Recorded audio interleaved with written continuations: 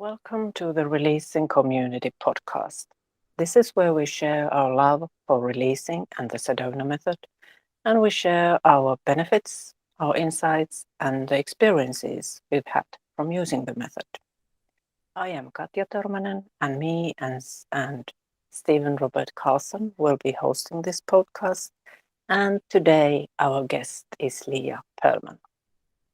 It was 7 years ago when someone facilitated Leah for the first time using the Sedona method. The call lasted only 13 minutes, but during that call, she was shown a door out of her suffering that she didn't know existed. Since then, she has noticed and discovered that the door is very reliable and works every time, and she couldn't be more grateful. She has now dedicated and devoted herself to showing others that door. Very warm welcome, Leah. So lovely to have you, and such a wonderful way of describing the method. But you kind of tell there what was your first experience about Sedona method, but how did you end up there, or what followed next? Could you tell? Yeah, okay. Thanks, Katja. Well, at that time I discovered Sedona Method. I was already deep into spiritual work, self-help. I had, studied a lot of modalities. I was studying with a group called the Conscious Leadership Group, who brings kind of smuggles spiritual practices into corporate settings in really useful ways. So I was studying and working with them. And the person I called was one of the founders of the Conscious Leadership Group, and he had studied the Sedona Method for a while already.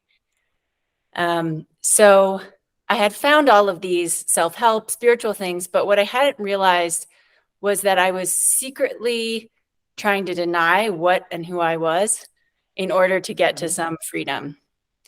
And when my mentor, Jim, facilitated me that day, it was this welcoming of my experience. I was experiencing like a panic attack and total self-doubt. And rather than try to get rid of those things, he just welcomed them and let them be there. And I couldn't believe that just by welcoming what I was already experiencing, I felt immediately better and the panic attack cleared. And in the past, those would last days, weeks, months. And this was 13 minutes. And it felt like magic. And so I said, don't tell me what you just did to me, because I'm afraid it'll take the magic out of it. I just want to leave it as it was. Enjoy it. That's sweet. Magic. It is magic, isn't it? Yeah, it really felt that way. It was just like, what did you just do to me? And how can it be so simple? Yeah, exactly. And so it felt like, oh, maybe it's special about him and his facilitation, or, I didn't know. But I just let it be. And then 6 months later, I was experiencing something similar, called him again, had a same experience. And I was like, okay, what is it? What are you doing? And he said, this is the Sedona Method. And I signed up for a retreat probably the next day, knowing the way I work. Yeah. Wow. So that's a really great way to notice the benefits right away. Immediately. So, yeah. So what did you do then? How did you proceed from there? Yeah, so I started attending the Sedona Method retreats with Hale in Sedona. But at the same time, I was still doing all the other things I was up to. I was, training to be a coach and spending some time as a coach in this conscious leadership models. I was doing Vipassana retreats, studying Joe Dispenza, some models that sort of require, not all of them are like this, but some of them you have to meditate every day, or, some of those things. And then I'd show up at the Sedona Method retreats, and Hale was kind of like, do it, don't do it. It's all good.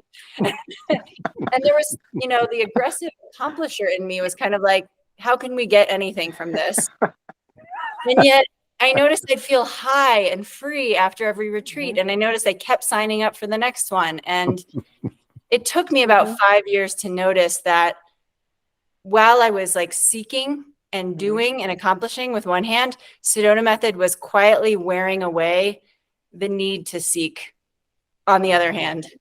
And at some point, about a year ago, I think, I realized oh, this has been my medicine along.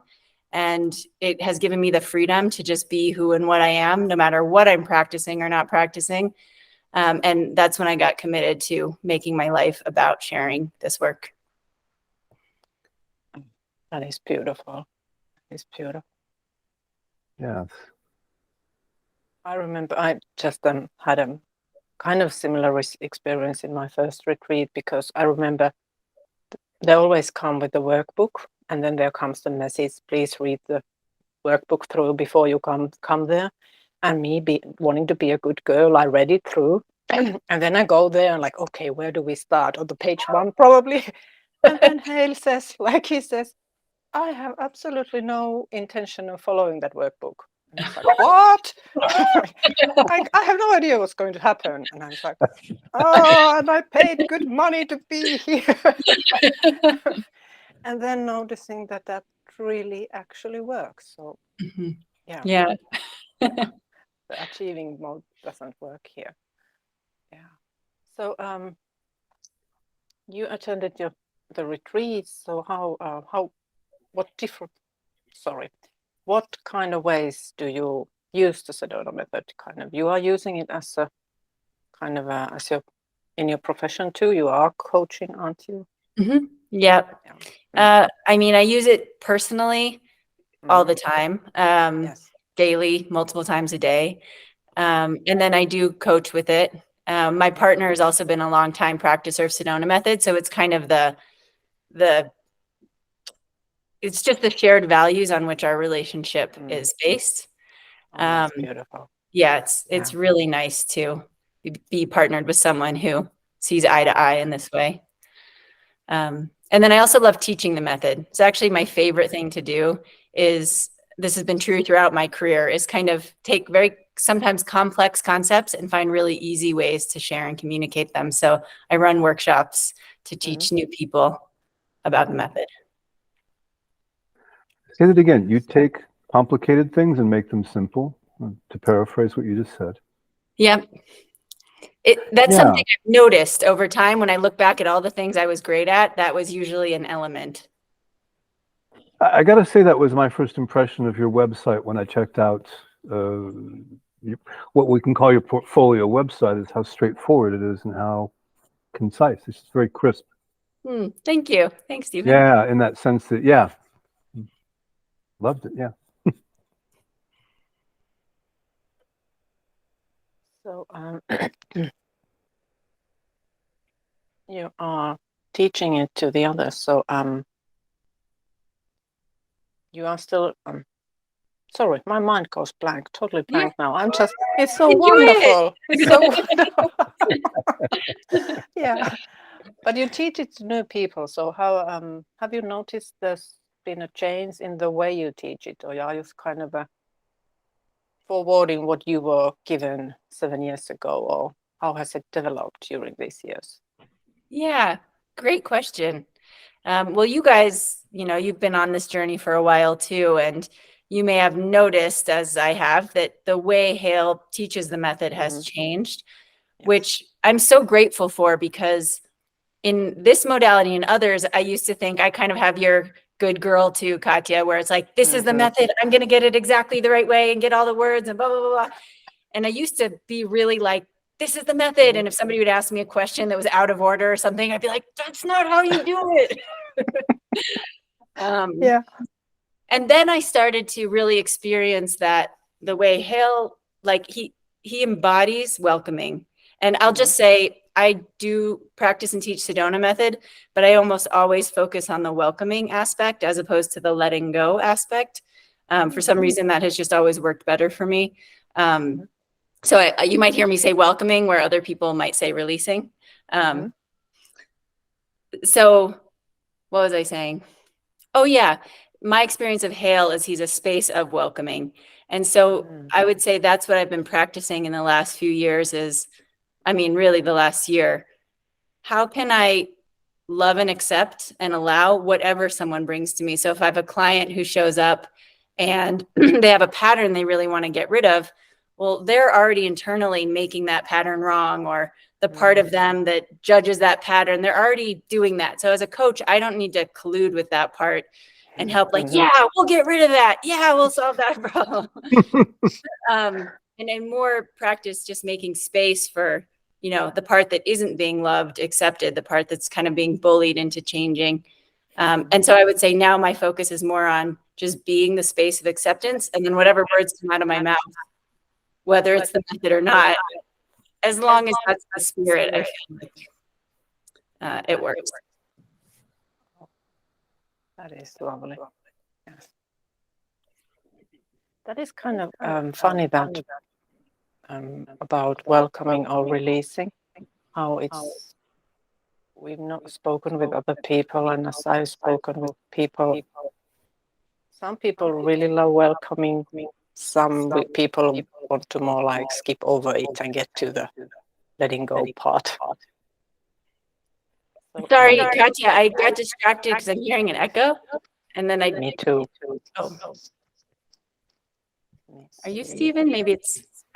I don't think so. Can you hear an echo now when I'm computer speaking? then. You can. Oh. Well, it must be my setup somewhere. Let me just fiddle with it and see if I can eliminate that. Sorry about that. Okay, great. No problem. Yeah, Maybe just hit mute for a moment while Katya repeats your question. good idea. Thanks.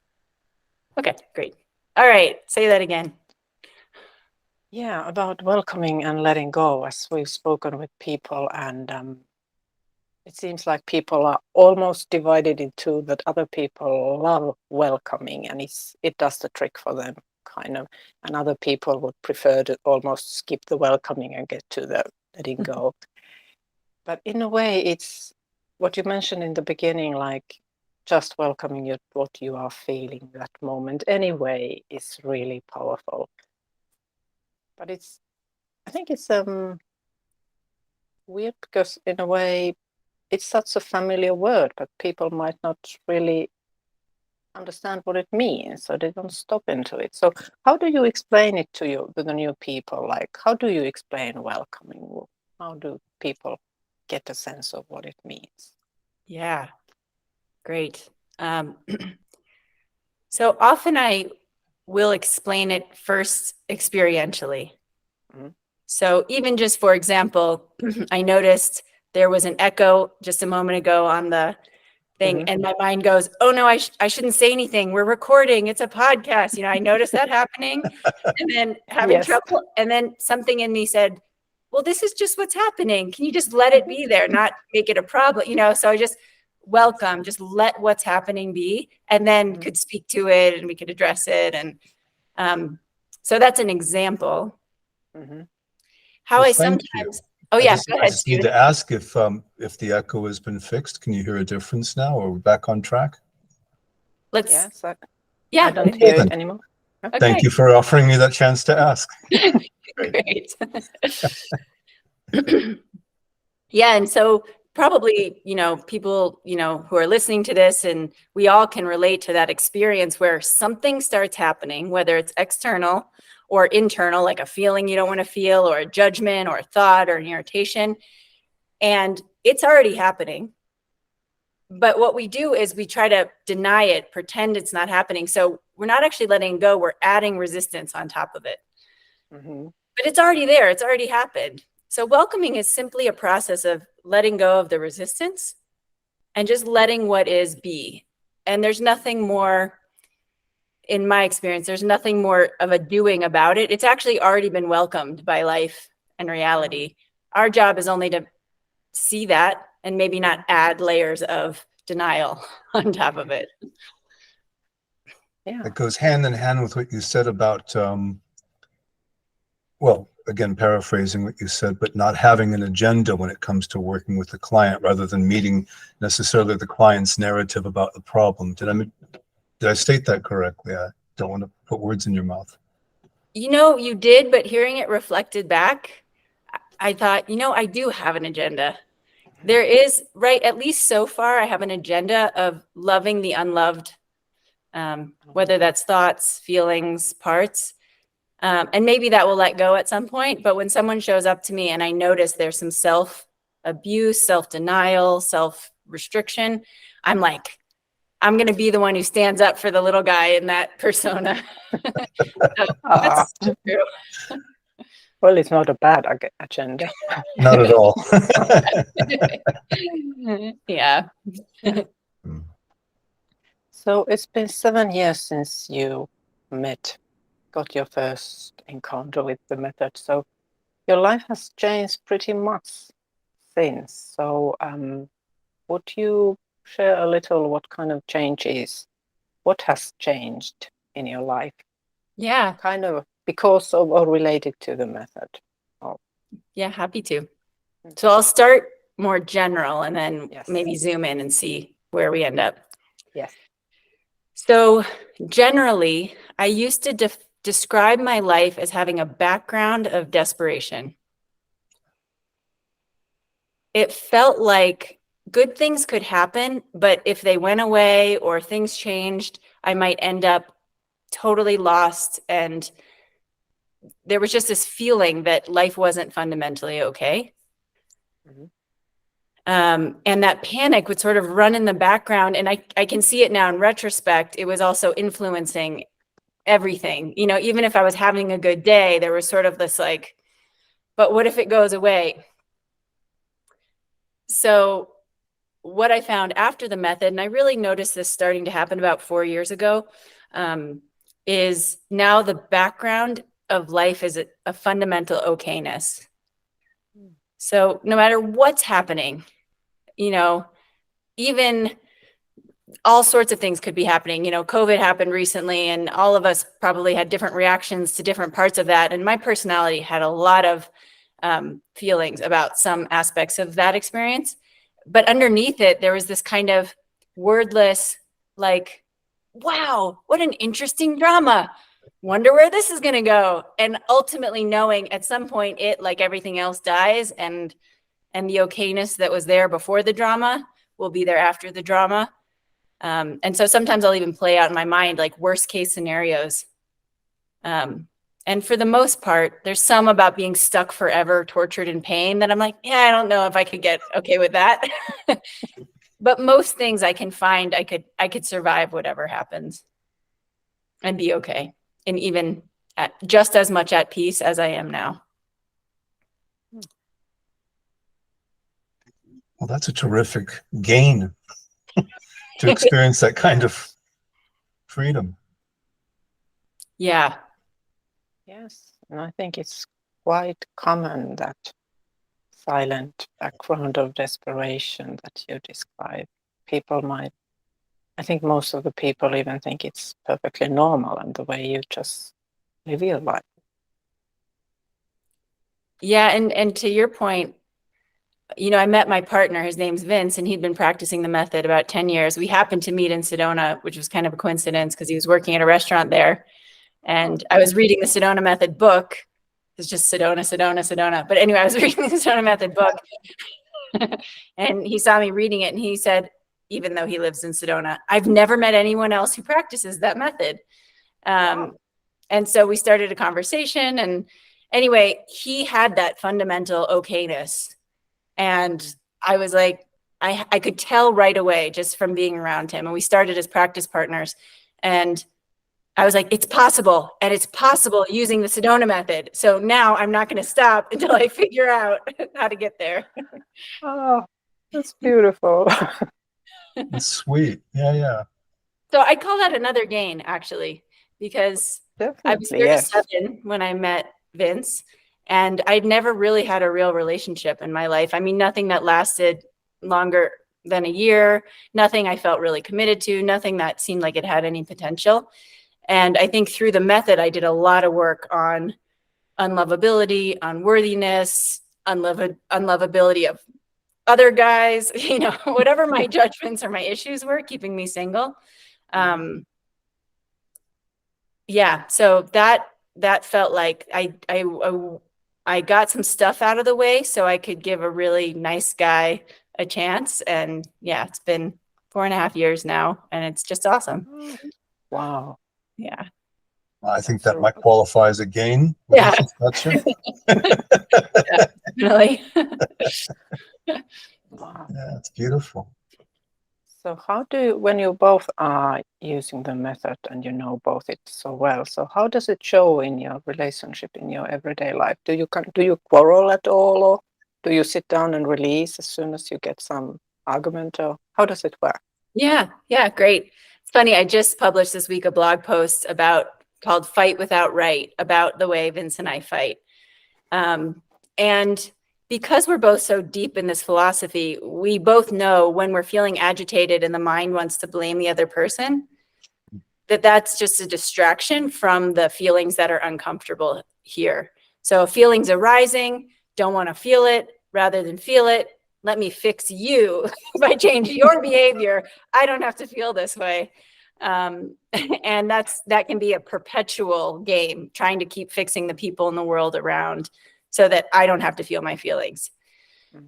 But if I'm okay feeling my feelings, if I'm willing to, if I'm interested, then the world doesn't have to change at all, because then there's nothing that happens in here that I have to be afraid of. Sometimes I equate it to like a little kid when they're scared because they think there's a monster in the closet. It's like, let's go look. And that's how I feel about feelings. You know, you might be like, I feel this rage. I don't want to feel it. What if I, destroy the whole house from this rage? And it's like, maybe, but why don't you just check? Like, is that rage really, is it going to destroy everything? Do you want to destroy everything in your house, or is it just a feeling? And so we both pretty much know when we're upset with the other, it's time to go phone a friend, or, get supported, or he does his practice pretty much on his own. I use a lot of support from my community. I'll just call and say, I'm having a hard feeling. Can you help me with it? And once all that resolves, usually at the end, I see, oh, there's a clear ask, or I need to reveal something to him, or something that's just kinder and simpler than what I might have said before I felt my feelings. Kindler and simpler. Yeah. Clearer. Do you ever release together as partners? Does that ever come up in the relationship? I'm curious. It comes up occasionally. He practiced for 10 years on his own, and he does it very quietly internally. So he really enjoys his way of being with it. He finds kind of having to manage a partner a bit distracting, and he feels like he can go to the center quicker by himself. That said, occasionally when he's having trouble making a decision specifically, I'll facilitate him with the decisions process. And that can be really, I've just noticed that helps a lot. So that's the one place we work together. That would be very helpful. Yeah. Making decisions together in that fashion. Yeah. With the method. Yeah. Actually, I know I hadn't thought about this, but one reason it's most helpful is he's trying to make a decision. Usually I have an opinion about what the outcome of that decision should be. So it allows me to participate in a little bit less like agenda, less agenda. And then by the end of it, I come out kind of released and he comes out released. And yeah. Oh, that is so great. That sounds like a terrific way to make decisions as a couple. Yeah. It is. Yeah. And we have done it a few times, like big couple decisions, and like, okay, let's see what are the thoughts and feelings that are underneath or hidden under these options that's making it feel deadlocked. And if we can welcome and release the feelings and thoughts and images and fears from the past and hopes for the future and let that all go, then the body is just free to move in the direction that feels, well, I guess just move in the direction it does. Wow. That's very, very lovely. Yeah. That's all I can say. Yeah. So gains, just other things that come to my mind in the category of gains. I wanted to start with that first one because especially now that I teach and talk about the method, to me, there's nothing more valuable than feeling okay, no matter what's happening. And I used to think, if I get this, then I'll be happy. If this happens, then I'll be happy. And my use and focus, I'm sure all of us enter this method or any method because we want to feel better and we want stuff that we want. And I have gotten some stuff, but I would say it feels a bit like I'm grateful for it, but I got to the place where I could have it or not. And then when it happens, it's I can be grateful for it, but it's not the reason to keep doing the method, or I don't think doing it guarantees any particular outcome. Yeah, but some other ones are like, I remember I had very strong body image issues and I would just hide all the time. And I remember being at a retreat and everybody was going on a hike. And it's hot in Sedona, for those of you who've been there at certain times of year. So we're going on this hike and I was wearing like long jeans and long sleeve shirt and I was so uncomfortable. But since I was a teenager, that's how I always dressed. And, you know, I'd had a long journey with eating disorders and all that. And Sedona Method was also part of my recovery there. So anyway, I just remember there was one point where we're on this hike and I was so hot and I had shorts on underneath my jeans. And I was just like, this is just a feeling self-conscious. I could live the rest of my life being a slave to this feeling, or I could just let it go. That's an example where letting go worked for me. And I was just like, I'm done. Like, I'm done. And I just let go of self-consciousness. And it felt like magic. And then I took off the jeans, wore the shorts on the rest of the hike. And I was like, this is amazing. This is what everyone else experiences. And it took about a year more of letting go of like insecurities and but I just got committed. Like, this is what I want my life to be. So I'll just let go or welcome all the feelings that come up as I move in the direction I actually want to be moving in, rather than stay hidden and keep, recycling the same thoughts and feelings there. That sounds really committed work. So were you using like goals process or just releasing whatever came up? I'm more like what Hale calls like a foxhole releaser, I think, where it's like when I'm suffering, then I use the method.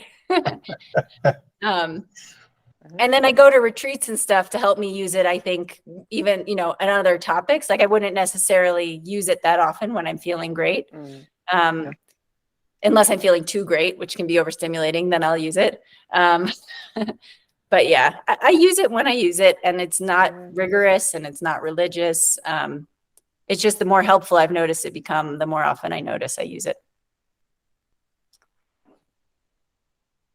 I think it kind of becomes a way of being in the world, as things happen. For me, I just remember noticing in situations that, maybe I'm trying to get some approval here, Yeah. Yeah, I agree with that. And that's why I love sometimes just being in the community of releasers. There's a way of being that's just a kind of a constant letting go. So there's not a bunch of competing agendas or need for attention, or if there is for a minute, it kind of softens. And that just keeps me back in this community where there's just kind of love showing up with love that occasionally distorts as like, I need help or something. And then it just relaxes back. And it's really special to be among it. I remember one of the first things I noticed about the Sedona Method and loved when I came to the to the community was that there are no levels. Like there are no black belt releases or yellow belt releases, and I thought it was amazing because I had kind of slightly touched on some modalities where there was this kind of hierarchy where you kind of start from here and then you work hard and then you get to call yourself something. And no, we are just releasing and the kind of like you said, there's love and acceptance, and it is very relaxing kind of come to that community. Yeah. And I would say, you're reminding me that for the first couple of years, there was a part of my personality that was not comfortable with relaxing. So, like sometimes in the retreats, Hale would be facilitating a group release, but other times he would just be talking. either about logistics or stories or two people. And I remember there was a part of me being like, when are we going to get to the method? There's work to do. You know, we have problems to solve. And I couldn't tolerate actually how relaxed the environment was compared to some of the other things I was doing that were rigorous, you know. And I kept thinking after the first few retreats, I would think, I can't do this again. Like, this isn't an efficient use of my time, you know? Oh, yeah. Yeah. What changed your mind? I was thinking this morning, you know, about this, just, it feels really silly, but Hale offers amazing discounts for his next retreat. Yeah. And it's such a genius thing. So I'd be like, well, I'll sign up. I don't have to do it. It's, you know, it's money back guarantee, whatever. So every time I'd be like, might as well. What if I do? And so that was one part. And the other part, I think, were friends. I made friends in the community and I loved Sedona. And so it was just like, that's not a bad way to spend a week. Might as well give it one more shot. But that's just one of my favorite stories looking back now of like the power of love. Like, I didn't really choose it. I didn't work hard at it. I didn't make it happen. And yet it just wouldn't let me go. And now I feel on purpose for the first time in my adult life. I love what I do, and not out of any force. It was actually, if anything, the opposite. Like, I got dragged into it by this gentle love that wouldn't let me go.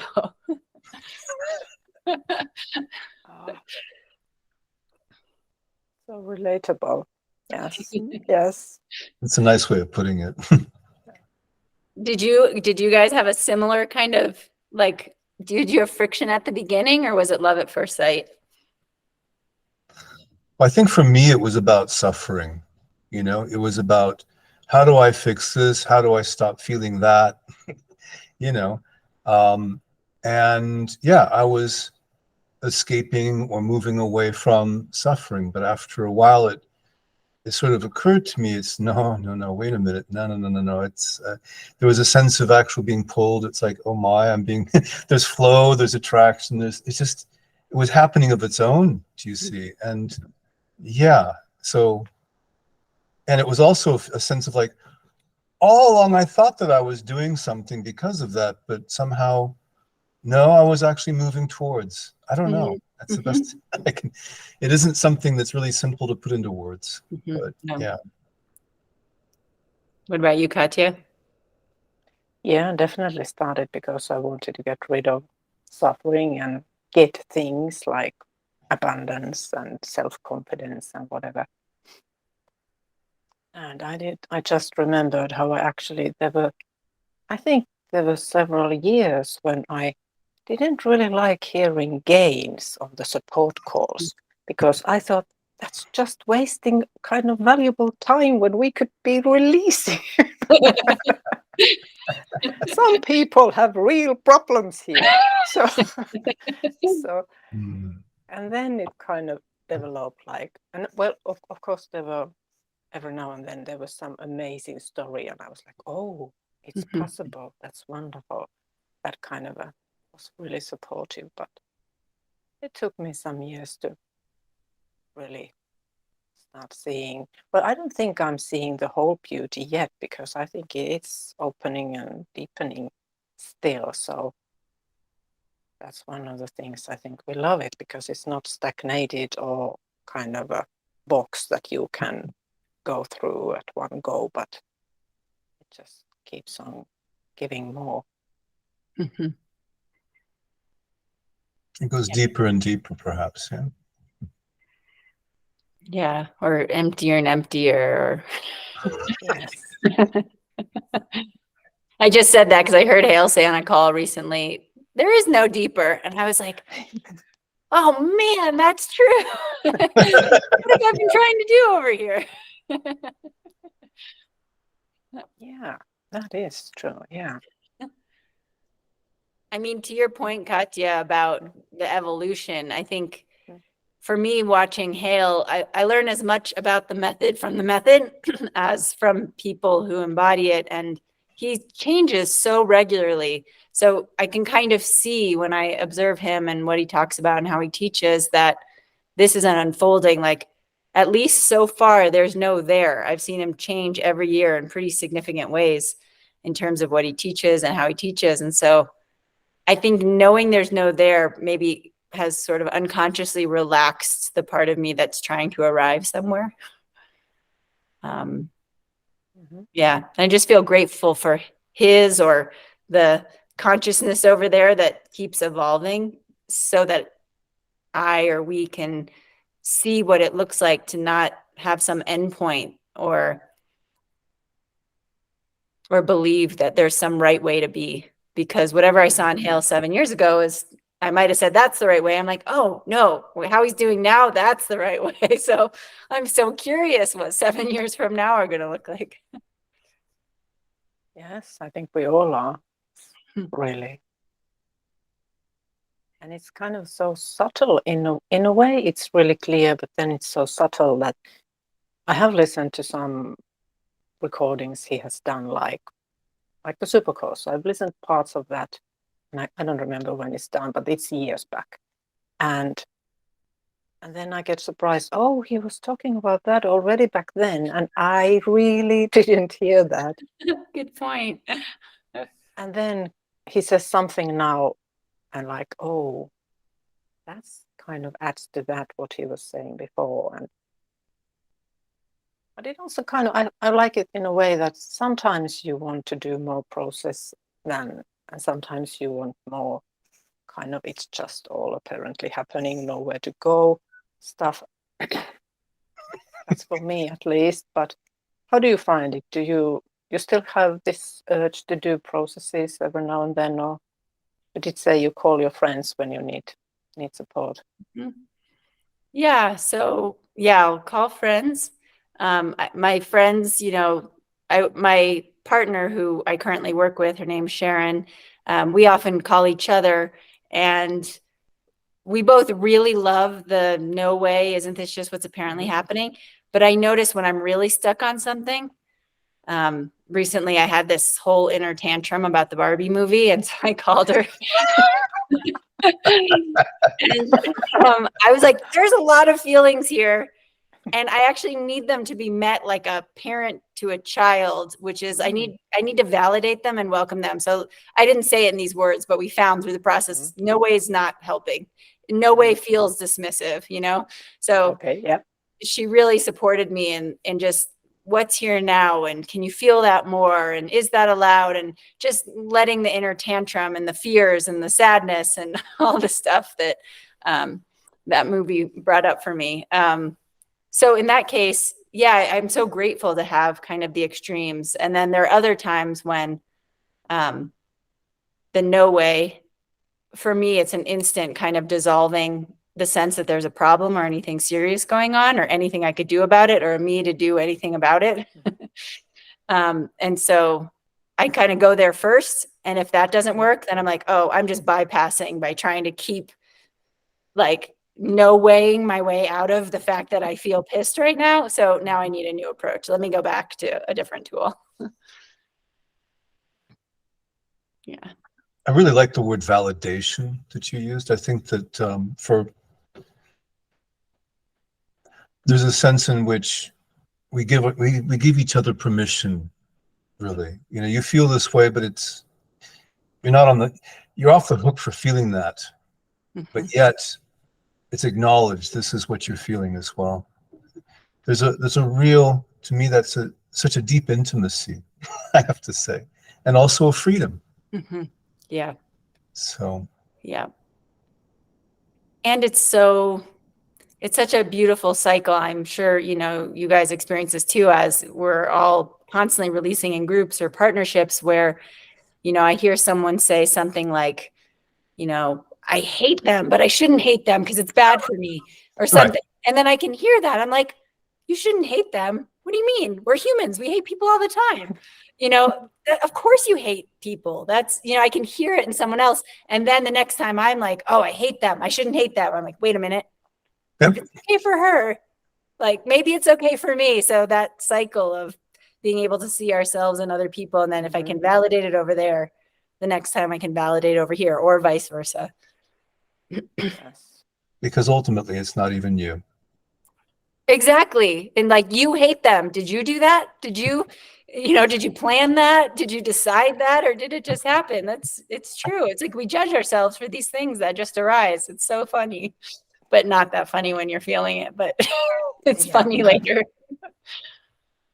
I have to say that's one of the advantages of working in community, is working with other people. And, you get to see, oh my God, you see this so often on support calls that, this intimate thing that I'm suffering from is actually so everyday. Everybody's having, so the call becomes all about that particular topic because everybody relates to it perfectly, and all of a sudden it really isn't personal anyway. Yeah. Yeah. Yep. Absolutely. Yeah. I was on a call recently where someone brought up something specific, and I think it was Josh and Tegan in the community who run a support call. And Josh was just like, great, I hear you. Let's do a group release on resistance. And, it was a specific thing, but he just said he noticed it was just resistance. So he did a group release on resistance, and it helped me clear I'd been putting off something for a month. And it was such a general topic, but I used it about resistance. Someone else used it about exercise, seemingly different topics, same issue. And one release got us all, well, I don't know what everybody else experienced, but the moment the call was done, I was writing this chapter I'd put off for a month. And it was just like, to your point, it's general and specific, everything, both. And I just heard what you said, writing this chapter. So what you're talking about is creative flow in your work. Yeah, good point. Nice. Can we call that That is such a joy. I had a lot of resistance in my work, and there's less and less. I think that's a massive gain to be able to experience that. Yeah.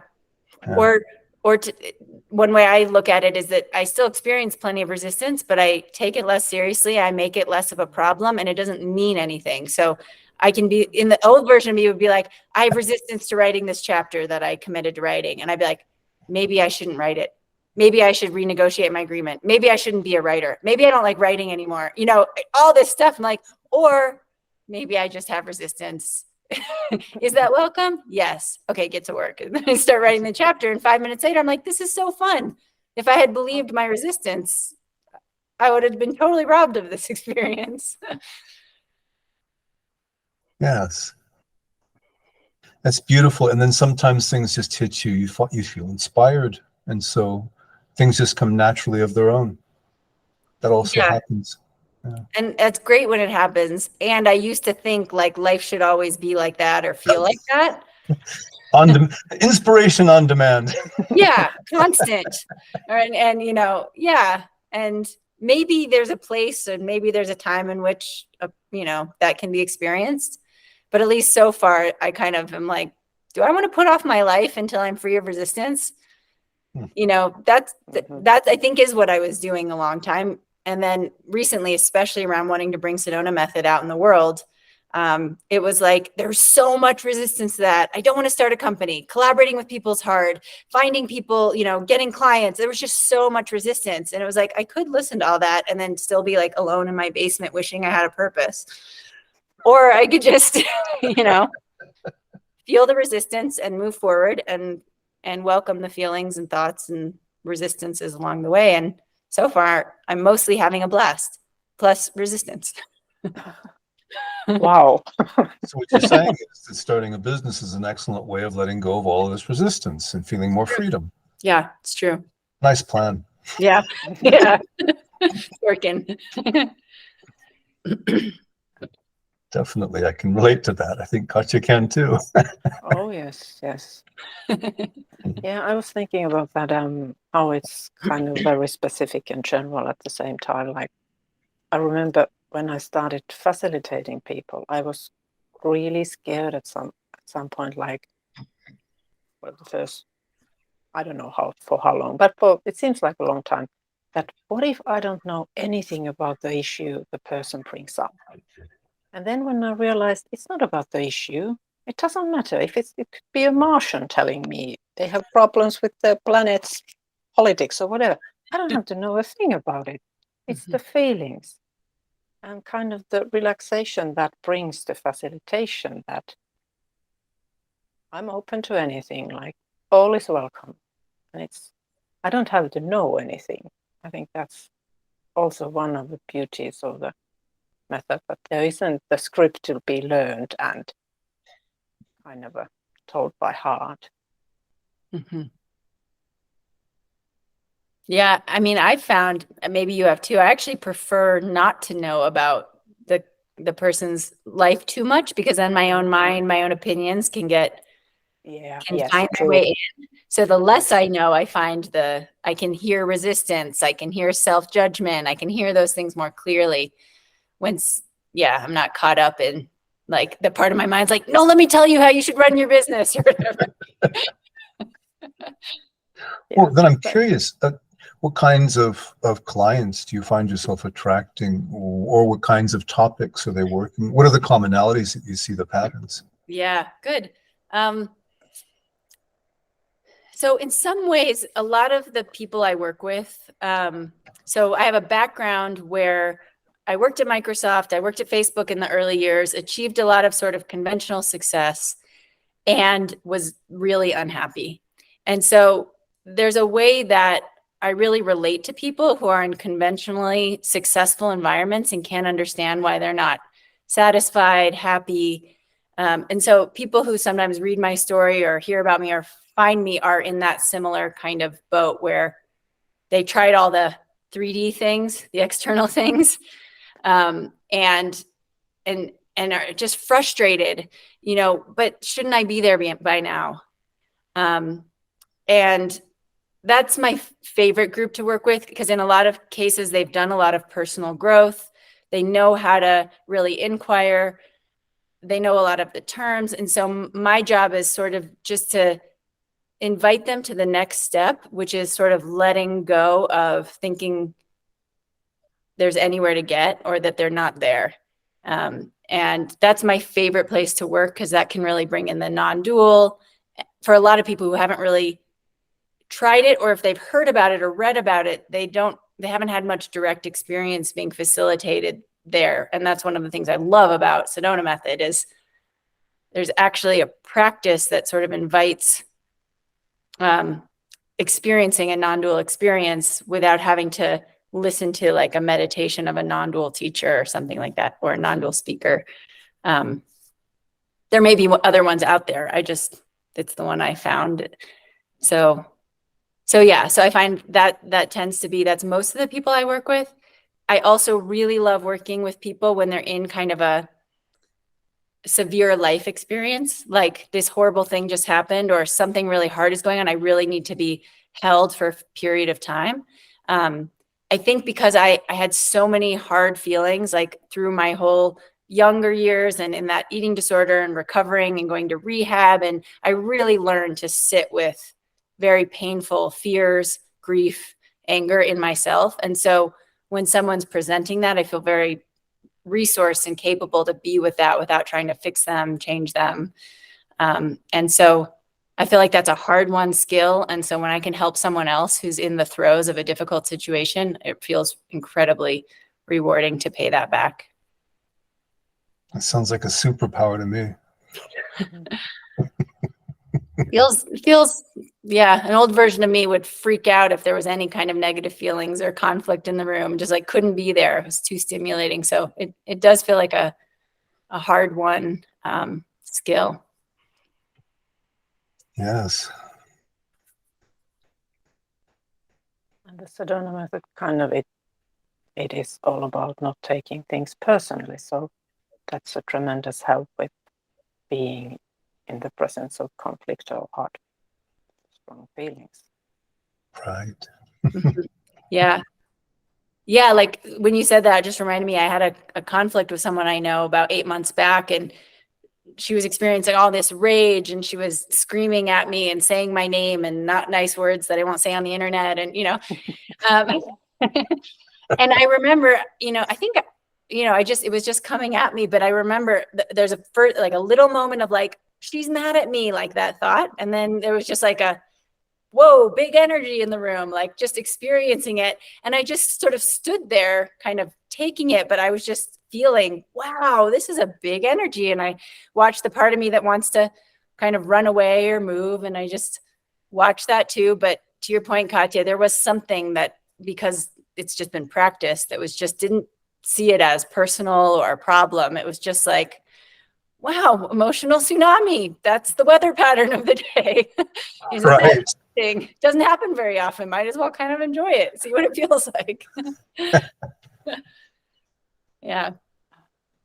That does feel like a superpower, not taking that kind of thing too personally. I say too personally because they're still a little bit like, yeah, and we haven't hung out since. They're still, don't want to experience that again, but at least I felt it to experience it, to know that I don't want to experience it again.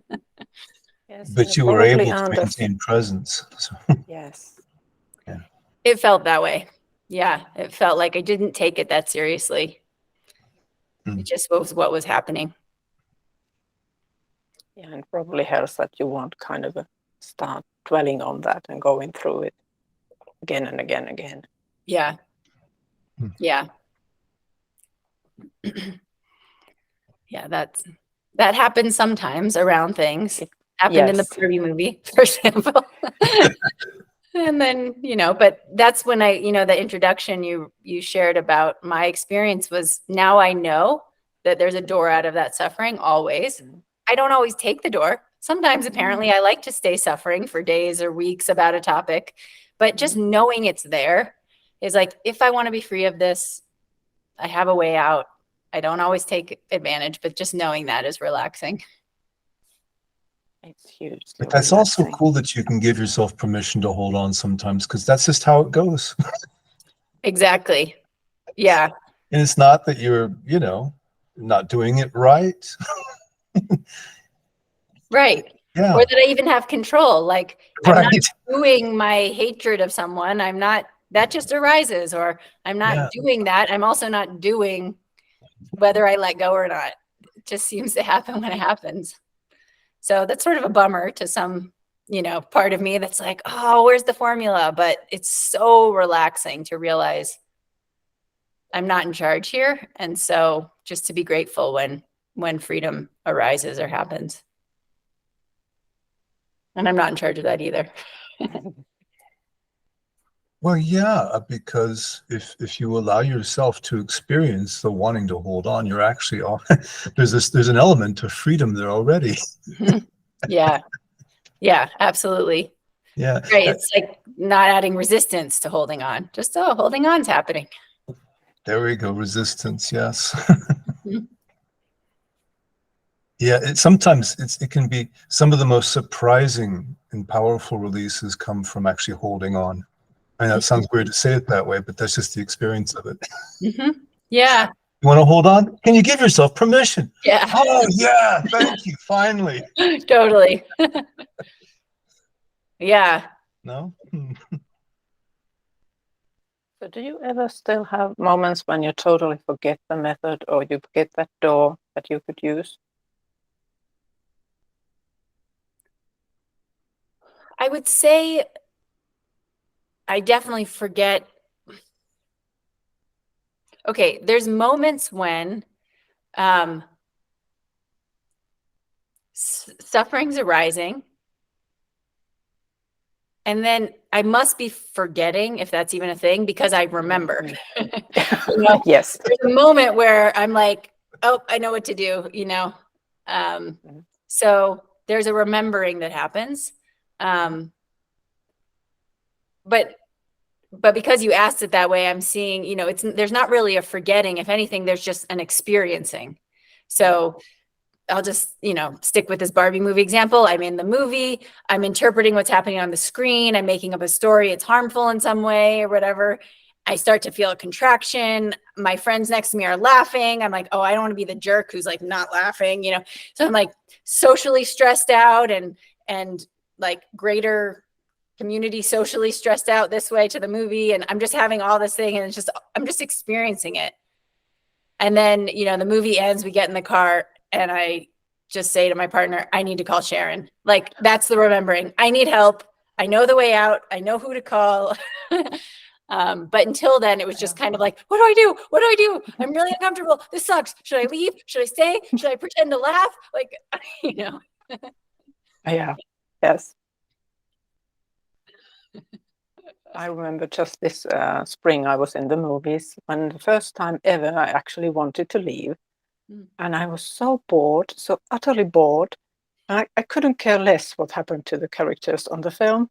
And I thought, like, can I get up?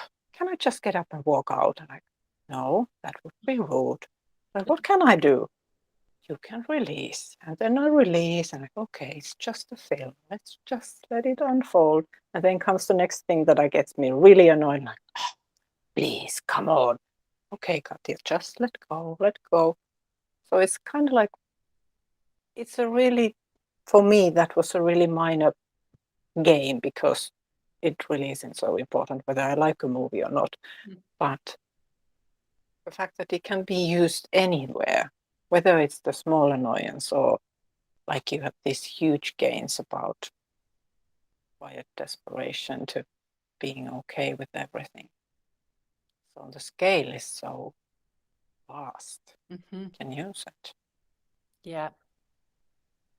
Yeah, that what you're talking about, I still feel like it's somewhere I aspire to be in terms of I could stay in the movie or I could leave. Like, especially in that experience, for me, I felt like there was a right answer. Should I stay or should I leave? And I was trying to find it. And this is something my partner's so good at. He doesn't like making decisions from the avoidance of a feeling.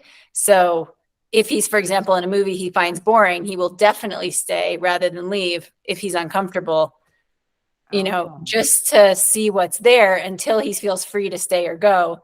Yeah, I'm not there yet, but that is something I feel like is kind of a North Star. You know, can I stay in this movie? Am I free to leave? And if I'm not free in either way, there's some work to do. And I totally agree with you. This method's amazing in that you can do it anywhere. Yes. What really stood out to me about what you said about your experience in the movies was how the great detail of which you described what was going on in your reactions to that. And the reason this is significant is because I think for a lot of us, is when you see it like that so clearly, it does become less harmful. It does become more distance, more openness. And it gives you a choice of an outcome. Would you agree with that? Was that part of your experience? Yes. Yeah, there's almost like, I mean, I have to be honest, like in the experience, I was quite identified with each of those things, but you're really right to point it out. Like in order to recount it, that just demonstrates there was some witness, you know, observing and seeing the patterns and that was there too. And sometimes when there's a strong experience, it can just feel like this is happening to me and I'm having these feelings.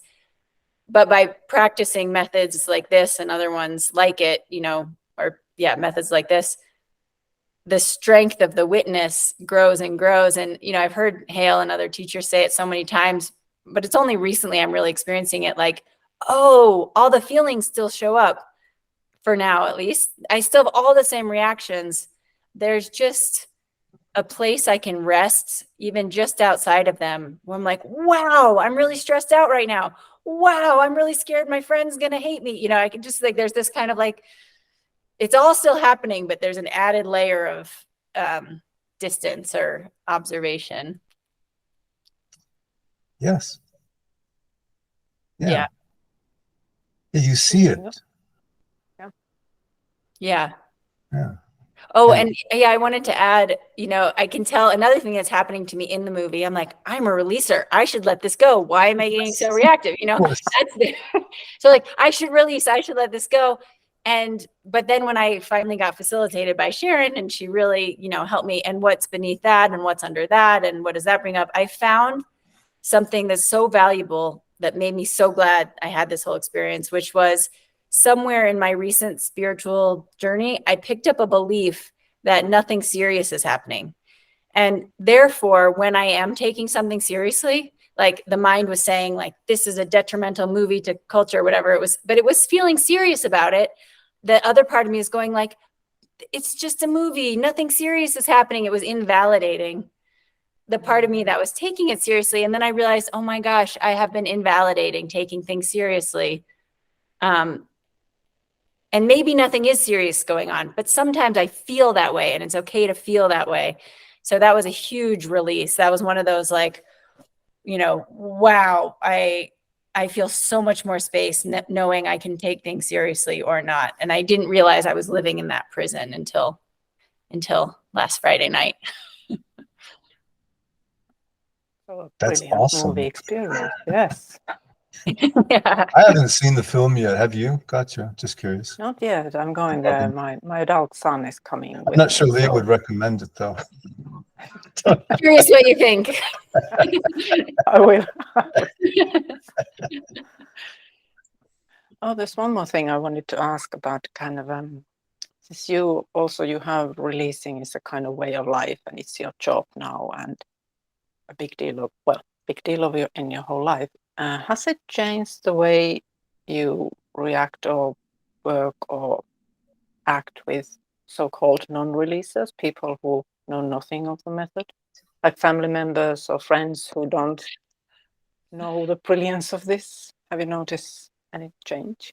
Yes, I'm laughing, and I imagine many people will have a similar experience. But for my first several years with the method, my change was to become superior and intolerant of non-releasers. Sounds familiar. Yeah. Yeah.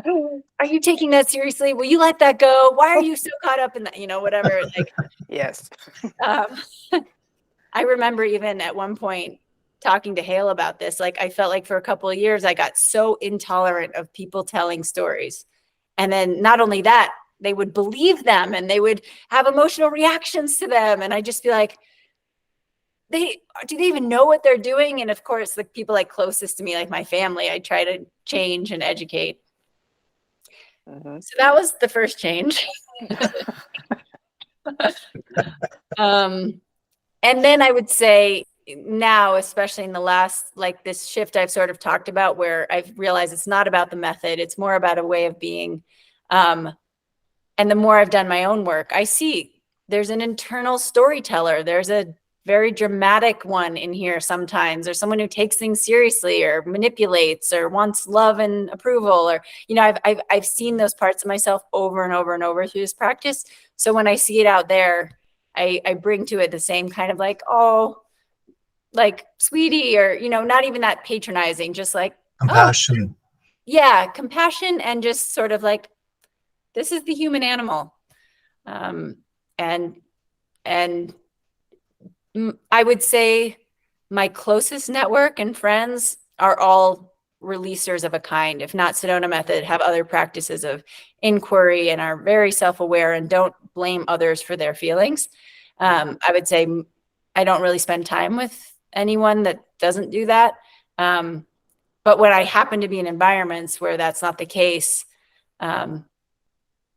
yeah, there's just a way I actually kind of like it, because my close network doesn't always tell dramatic stories anymore so much.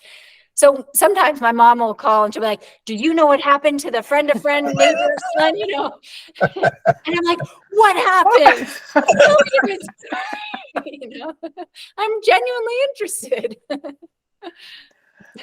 Yeah. Well, it brings freedom into that Yeah. relationship too. Like, you can listen to the drama and not take that personally either. Yeah. Not always, at least. Right. And this person was your mother, you said. Yeah, and I would say to my mom, I experienced her as conscious in her own way, not through a practice or something like that, but yes, she still tells stories about what's happening to people, and she feels strong feelings about them in a way that I don't so much anymore. I don't think. I don't know. I should check. I should watch for that. But yeah, so it's a slightly different way. But you're willing to give her permission to be her. Finally. Only took 41 years, but yes. What do you Well, say, you got there quickly. Yeah, fair enough. Yes, I think Does she that did sound like a quickly. game, Katya? It sounds a huge gain. And yeah. Yeah, I mean, to have the parents' relationships, oh my, I don't know. I think Lester at one point said, you think you're enlightened, go home and stay with your parents for, a month. Mm-hmm. Yep. And if not Lester, somebody, who knows? But yeah. To see, did you have a good relationship with your mother? Was there any issue with that? I don't know. Was this I mean, I would say on the scale of like great to terrible, it was totally fine. Like, but I wasn't that nice as a kid. I just got really self-absorbed in my 20s and I was just not that nice. And I had a lot of judgments. And so I would say we were never close, but she certainly was very kind to me and love and always there for me. I just wasn't that nice to her. That's kind of what it looks like looking back. But I think I did, when I started on the kind of, first it was Buddhism and inner work path, I got this kind of spiritual elitism for a while that, I just looked down on people. I had a friend who called me a spiritual perfectionist, and it was really true. It was just like I was always judging people by, how spiritual they were being. And Sedona Method has really helped erode that. And so now it's like release, don't release, releaser, non-releaser. Like those lines are all something to let go of.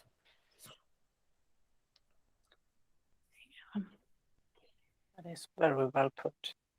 Mm-hmm. Yeah, it feels so much better. Oh my God. Being a spiritual police is a full-time job. Never yeah, that ending. sounds like an Yes. occupation all by itself. Yeah. Yes. So I think we could gather that you were very lucky or happy to have that fun 13-minute phone call 7 years ago. Feels that way. Yeah. Yes. Yeah. And now you are giving other people the opportunity of finding the same door. So that is probably opening new doors for you too. Yeah, absolutely. In a lot of ways. Like Stephen said, run a business. I mean, brings up all the stuff, wanting approval, success, wanting to do well, do a good job. And so, yeah, I do feel like I'm in a kind of, welcoming 101 again around topics related to putting myself forward around something I really care about, and also wanting to be financially successful at it. But so far, I mean, I probably share this method with a lot of people, but every now and then there's someone who loves it the way I love it and it becomes their way. And when that happens, it's just like, if I had a party hat, I'd put it on right now, but it's just the biggest joy. Yes. Yeah, I get it. Well, I guess I could ask you, is there anything that you'd like to say about which direction you're moving with your business, what your plans are?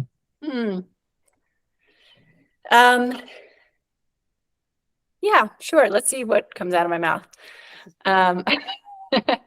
So I really am wanting to introduce welcoming to people who are either kind of new to the method. And to that extent, we're starting to put on a number of Zoom and live workshops in Boulder that are either learn the method or they are specific. So for example, next week, we're running a career clarity workshop for people who have recently been laid off or left their job. And it's going to be all about the transition in careers, but we're going to use the method to support people who are in that position. And so we have a number of workshops. We're going to do a healthy relationships workshop. So very topic focused, but using the method as the container. And then some workshops where we actually teach the method more generally. And so people are kind of new. And then similarly on my personal coaching, if somebody's really ready to change their lens and go deep and commit in a big investment, time, money, but be really deeply supported, that's where I'm putting my attention on one-on-one coaching. And then lastly, I've been running I have a Spotify podcast where I put up guided meditations. And just so you know, for anyone who's listening, if you ever listen to them, I think pretty much every meditation is when I'm experiencing the thing that thing's about, I facilitate myself and record it out loud. So Excellent. yeah, exactly. I'm like, when I get stuck, I'm like, I need a facilitator. I'm here. And I take my phone and I record myself and then I share that. So that's what those are.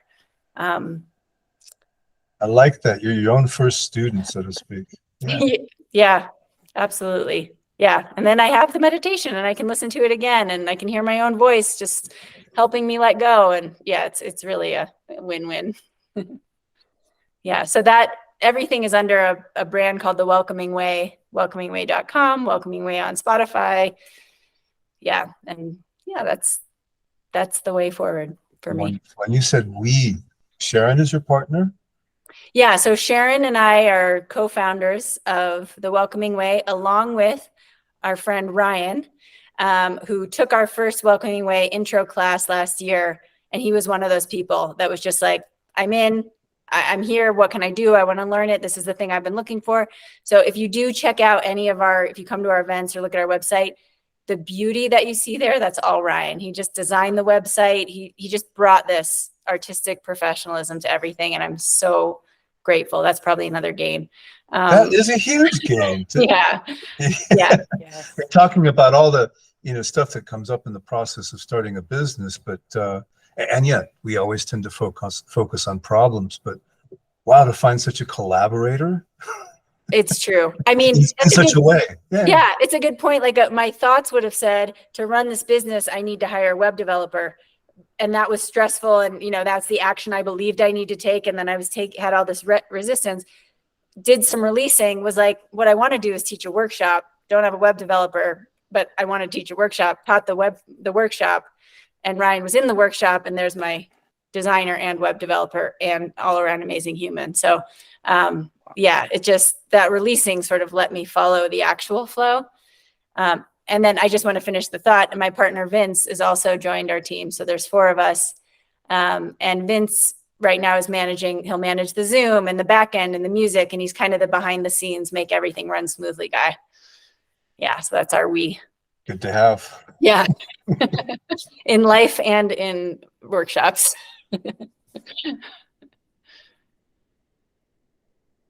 Sounds like a good place to be and good team to have. Yeah. Yeah. It's great. And then obviously being with you guys and being supported by the Sedona Method community, feel like this has all happened this year because a lot of us have sort of come together with the intention to share this. And yeah, I feel a bit like a seed of a dandelion. Like, we all came off this one dandelion and we're out doing it in our own way. And it feels nice to have this community that kind of, from which we all sprang. It's a really magical time for Sedona Method, I think. That's a good way of putting it. Yeah. Yes. Magical time. It does feel that way. For me, things really intensified with the pandemic. And